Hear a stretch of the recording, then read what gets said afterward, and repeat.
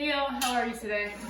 Nice rainy day, so I thought we'd make some chili. Plus, that's basically what I have left in the house.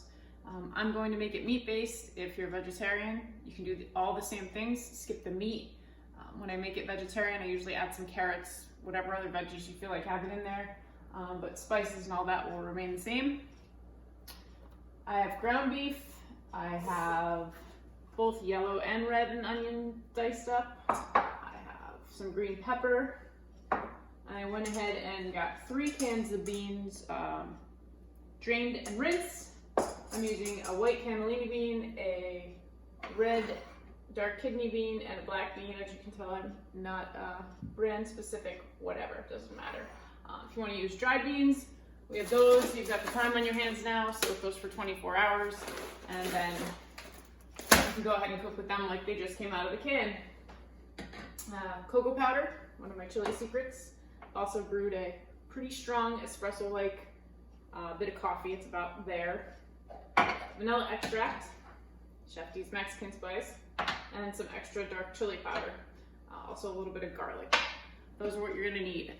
If you want to do it vegetarian, skip the meat, add your veggies, follow the same process. It is gluten-free. Naturally, we're not adding anything with gluten into this. I'm going to go ahead and fire up this pan. I am using 3.5 pounds of ground beef because I'm going to be delivering some meals to the essential workers that are out there. We have a link up if you'd like to donate. Some of you already have, thank you. That's what paid for these ingredients, and we're going to be able to deliver some meals. If they've got to work, at least it's nice to be surprised with something yummy. We'll also post the link on this video if you'd like to donate for more meals. You can donate to the grocery fund, just keep the videos going. And also, Relish Delights is putting out dinner Tuesday nights. Orders have to go in by Monday morning so I can shop. And Tuesday pickup is between 5 and 6 p.m. So I just put some olive oil in the pan, just enough to coat the bottom of this. It's hard for you to see. I am quarantined without a cameraman, so that's the best I can do. But the ground beef's gonna go right in. I'm going to ditch this and wash my hands for the 900th millionth time today.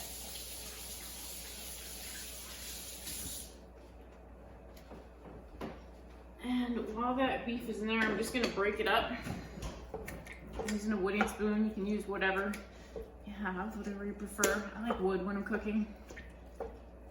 Something like this. And basically I'm just going to brown this because this chili is going to cook for some time once I have everything in there. But first we're going to brown the meat, and then we're going to remove the meat from the heat, and then saute the peppers and onions in this same pan. Keep all the flavor in this one pot. Chunk this up here.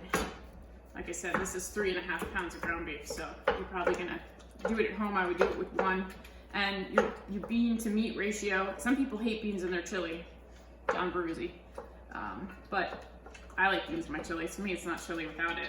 It's just meat sauce. But if you don't want to use beans, you don't have to.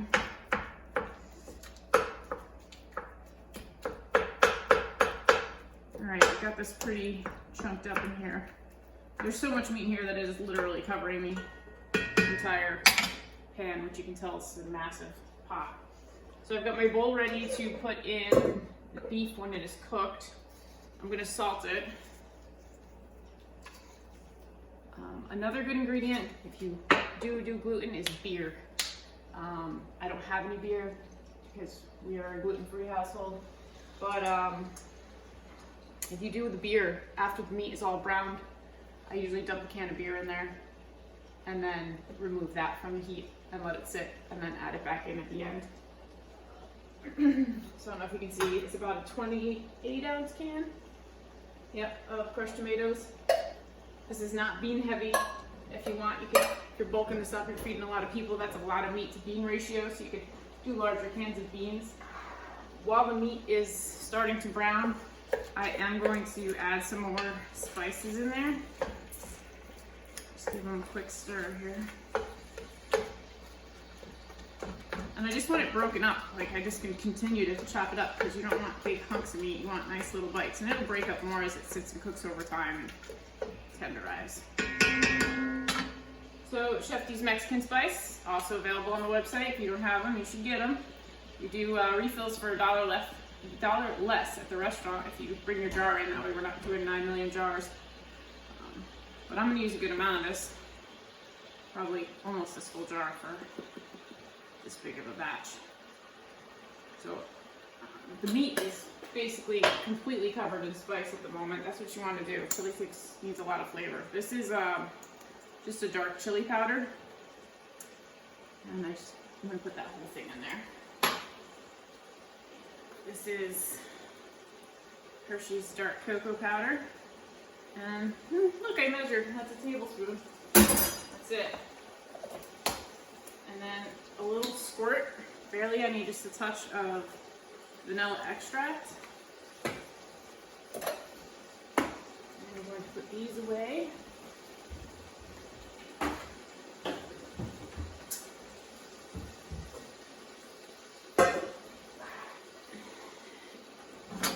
Yeah, that's starting to smell good. So if you like spicier, go ahead and add some more heat, add some cayenne pepper, add fresh, jalapenos, whatever you want in there. I'm going to keep this pretty mild because, like I said, we're going to go feed random folks that we don't actually know what they eat, so I'm not going to set them on fire. That would not be nice. But the smells are crazy with that vanilla and the cocoa cooking in there already. And then the other secret, I guess it's no longer a secret, is coffee. That's going in as well. And this is getting nice and brown. And like I said, it doesn't have to be completely cooked because it's going to sit on the stove. I mean, normally if you're doing tacos or something like that and you're going to do the meat, you want to brown the meat before you add the seasoning so that you can see that it's completely cooked. Because once you put the seasoning on there, clearly it's going to change color and may appear cooked when it's not. But this is going to sit on the stove for way long enough for this to completely cook. I'm going to try and show you this. I can't actually touch the camera because it took me longer to get that camera in position than it's going to make this chili. So hopefully you can see that. It's getting there. Also, getting my workout today because this Le Creuset weighs about 1 million pounds.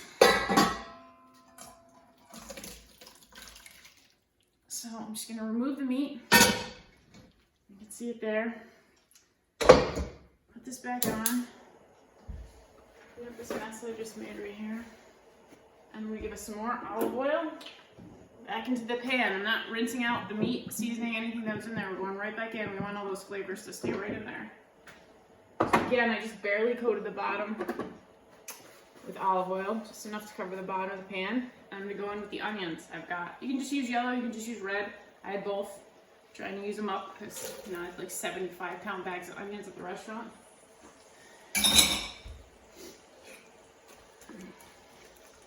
Stir those around. A little more salt.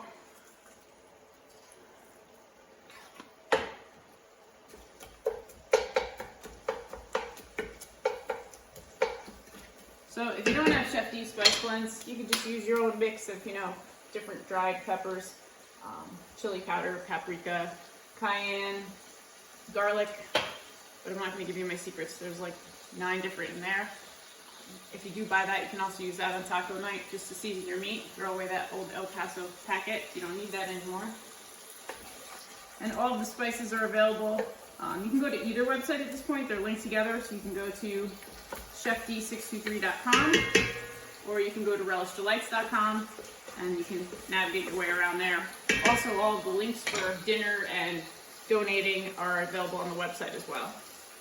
And if you want to order spices, we mail them to you. So I'll glove up and mail out some spices to you if you're looking to redo your kitchen right now. It's a good time. You can empty a drawer, fit them into the drawer, get rid of that big fumbling cabinet of spices that you never use. Okay. My onions are to the point where they are translucent, which is what I want. You kind of start to see through them. At that point, I'm going to add my peppers. Usually let those cook a little bit first because peppers have a lot of water, and that's going to let out into the oil in there. And I'm going to add my garlic. You can mince, dice, whatever. I just did little slices. And go as garlic heavy as you like. I am I'm not a huge garlic fan, so I'm not gonna go too heavy. And since this is gonna cook, I'm just gonna start putting everything in. We've got the beans. We are drain and rinse going back in there. We got our meat with all its deliciousness going back in. If you want to use that beer, you can toss it in with your meat. Toss it in there now. Can of crushed tomatoes going in. I'm just going to put a little bit of water to get the rest of my tomatoes out of there. And then I'm just going to give this a stir. I'm going to try and move it so you can see. This is a super meat heavy chili. Shut this off, and that's going to require a little help from my friends. Here we go. So there we are. Big pot of chili. Hoping you can see that. I don't really know. All right. Thank you all for tuning in, and I'll see you next time.